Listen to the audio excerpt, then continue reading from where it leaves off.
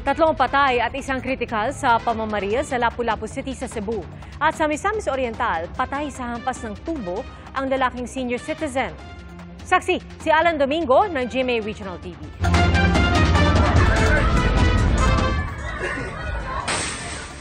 Pasado alas 8 ng umaga nitong Biyernes, nakuna ng video ang isang lalaki na tila may hinahampas. Ayaw! Inaawat na siya ng mga tao sa lugar pero patuloy siya sa pananakit. Lalaking 73 anyos pala ang hinahampas ng lalaki gamit ang tubo. Kini nga suspect, dako man siya kay glawas niya, batanon pa gid siya, 53 anyos, na ilog niya ang GI pipe nga gidala-dala, gihapak pagid kuno sa iya ha.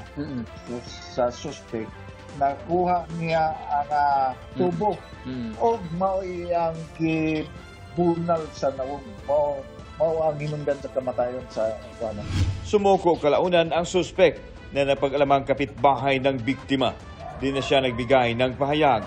Hindi pa malinaw kung ano ang motibo sa krimen. Sa Lapu-Lapu City, Cebu, 3 ang patay at 1 ang kritikal sa pamamaril. Unang binaril ng suspect ang nakaalitan niyang lalaking kapitbahay. Sunod na binaril ang nakasalubong na babaeng kolektor ng isang lending company.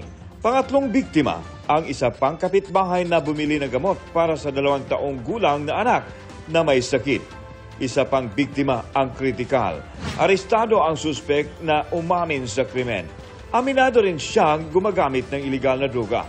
Para sa GMA Integrated News, ako si Alan Domingo ng GMA Regional TV, ang inyong saksi.